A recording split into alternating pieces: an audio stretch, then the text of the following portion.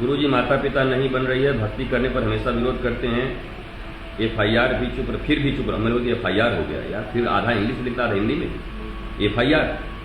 चुप रहता हूं पर एक बात बार बार कहने से भक्ति करता है कह के ताना देते हैं, क्या करूं? उनकी भक्ति करो, भक्ति तो करो, उनको भक्ति अच्छी लगती है माता पिता को, बस वो कहते हैं कि उनकी करो, कर लो, करो उनकी, उन्होंने जन्म दिया है, उनका अधिकार है, करनी चाहिए। कोई को भक्ति से, किसी माता पिता को भक्ति से कोई तकलीफ नहीं है इस दुनिया में। किसी भाई बहन को, किसी पति को, किसी की भक्ति से कोई तकलीफ नहीं है। भक्ति का अर्थ होता है जुड़ना, भक्ति का अर्थ होता है सेवा करना। बस वो चाहते हैं कि तुम उनकी करो, उनको भक्ति से दुख नहीं है। तुमने जो सब्जेक्ट चुना है, तुमने जो ऑब्जेक्ट चुने हैं, उससे उनको दुख है। तुमने शाश्वत को चुना है, वो नश्वर की चाहते हैं, और कोई दुख नहीं किसी को। तुम क्या समझते हो भक्ति से किसी को चिढ़े? इस दुनिया में नास्तिक से नास्तिक व्यक्ति को भी भक्ति से चिढ़ नहीं है। नास्तिक से नास्तिक व्यक्ति भी चाहता है उसकी पत्नी उसकी सेवा करे। नास्तिक से नास्तिक व्यक्ति भी चाहता है उसके माता पिता उसको प्रेम करे और ज्यादा हिस्सा दे। नास्तिक से नास्तिक व्यक्ति भी चाहता है कि उसका मित्र उसके प्रति वफादार हो। नास्तिक से नास्तिक व्यक्ति भी चाहता है कि उसकी सैलरी अच्छी हो। नास्तिक से नास्तिक व्यक्ति भी चाहता है कि वो भी स्विट्जरलैंड की सैर करने जाए। सभी भक्ति चाहते हैं।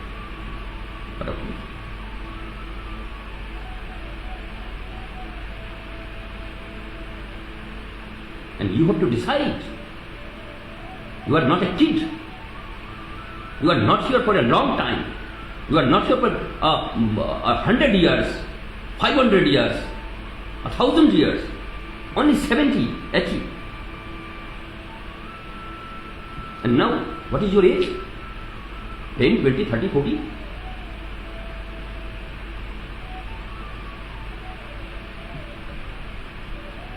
And how much extra you have? 20, 30, 10? You know? So you have to decide. Don't blame Mata Pita. Don't blame Patni. Don't blame Pita. Don't blame brother. Don't blame friend. Don't blame anyone else. Blame your Vivek, wisdom.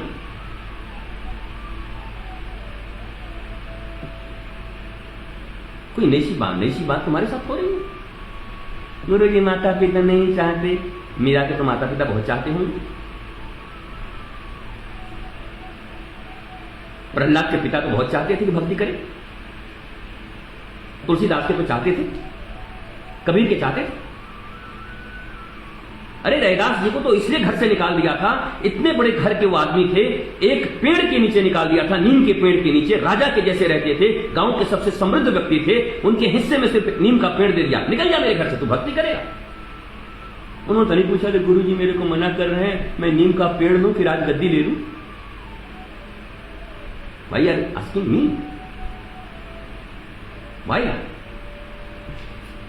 तुमको माता पिता से प्रेम नहीं है, उनके दिए हुए सुविधाओं से प्रेम है। तुमको दोनों चाहिए, उनका दिया धन भी चाहिए, उनकी संपत्ति भी चाहिए, उनका केयर भी चाहिए, थोड़ा एक अटैचमेंट भी होगा वो भी चाहिए, और ये भी चाहिए, तुमको दोनों चाहिए। इसलिए तुम मेरे ऊपर प्रश्न डाल करके अपने महान आत्मा बन जाने चाहते हो। Madhav Kinkar, you are from Korba, I don't. माता पिता नहीं चाहते, मैं भक्ति कैसे करूं? अभी लड़की पसंद आ जाएगी, माता पिता नहीं चाहेंगे, लेके भाग जाओ। अब कहोगे कि माता पिता क्या करेंगे, लास्ट में तो स्वीकार करेंगे, माता पिता मजबूर होकर करेंगे। You have to decide, don't ask anybody. और पर्सनली मेरे से प्रश्न पूछा कर, मैं बहुत बदनाम हूं। कितने लोग मुकदमे कर चुके हैं मेरे ऊपर इसके कारण से। उनके बेटे भक्ति कर रहे हैं उसका कारण मैं हूं, उनकी बेटी भक्ति कर रहे हैं उसका कारण मैं हूं। कि बेटियां यहां आ गई हैं तो आश्रम से भगा के ले आए हैं। यहां लड़कियां रहती हैं आश्रम में, यहां लड़के रहते हैं आश्रम में, किसी का पति रहता है, किसी की पत्नी रहती है, किसी का भाई रहता है। तो बहुत सारे मुकदमे हैं मेरे ऊपर। एक तुम नया और कम थे कि तुम भी आ गए। You have to decide, you are soul. तुम एक आत्मा हो, तुम विचार करो तुम्हें क्या करना है। भक्ति करनी हो और उसमें कहीं कोई तुम्हें रुकावट मिलती हो, ज्ञान नहीं मिलता हो, then ask me, I will tell you. ये मत पूछो मुझसे कि मैं क्या करूं। मैं कह देता हूं घर द्वार छोड़ के आज ही निकल जाओ, निकलोगे? मैं कह देता हूं जीवन में आज के बाद भक्ति की तरफ देखना मत, पुंडरीक की तरह अपने माता पिता को ही भगवान मान करके 24 घंटे उनकी सेवा करो। करोगे? तुम दोनों में से कुछ नहीं करोगे, क्योंकि तुम ज्ञानी नहीं हो, तुम मन के बस में हो। तुम्हारा मन उछल रहा है 4 दिन की भक्ति करने के लिए।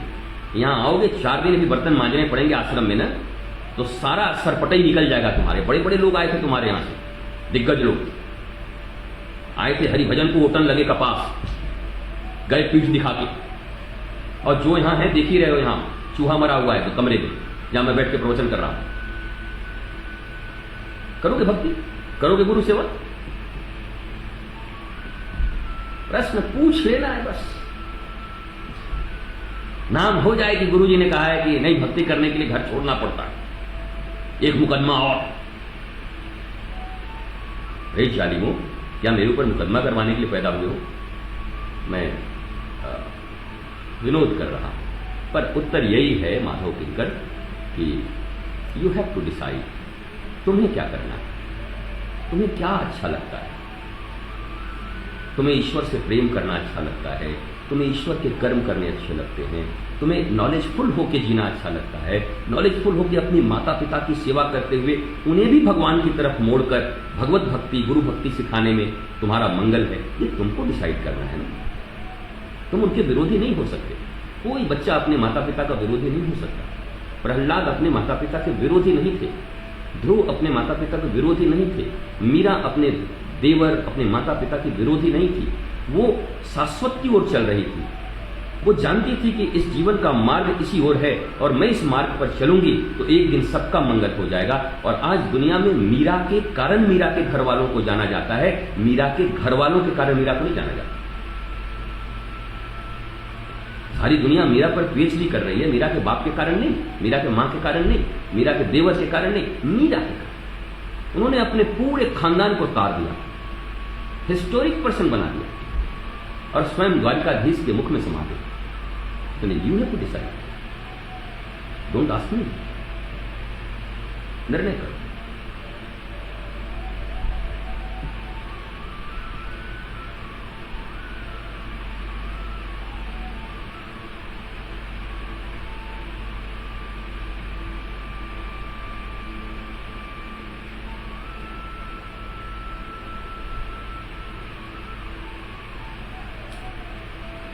तो मरुस्थल चलेंगे।